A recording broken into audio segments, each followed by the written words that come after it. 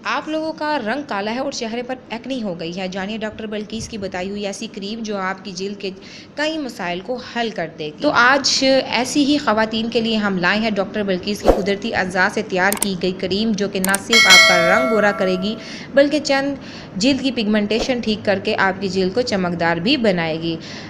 चीज़ें आप लोगों ने जो लेनी है, दरकार अज्जा जो है ताज़ा एलोवेरा जेल का पत्ता, आधा साबुत हल्दी का टुकड़ा, अगर नहीं है तो हल्दी पाउडर 1 खाने का चम्मच, गन्ने का रस आधा कप, अगर नहीं है तो शहद का इस्तेमाल करें, मुलेठी पाउडर 1 चाय का चम्मच, सूखा दूध 1 खाने का चम्मच।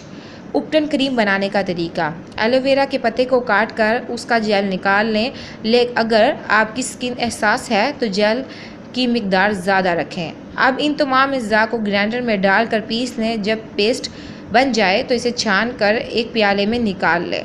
अगर क्रीम पतली लगे तो इसमें सूखा दूध शामिल करके इसे क्रीमी शक्ल दे दें और उस क्रीम को आप एक्नी पर लगाएं, रंग गोरा करने के लिए लगाएं या चेहरे की पिगमेंटेशन के लिए इस्तेमाल करें। ये आपको फ़ायदा ही पहुंचाएगी। इस क्रीम को आप चेहरे पर 15 मिनट से 30 मिनट तक लगा रहने दे सकते हैं और इसे हफ्ते में 3 बार इस्तेमाल कर सकते हैं।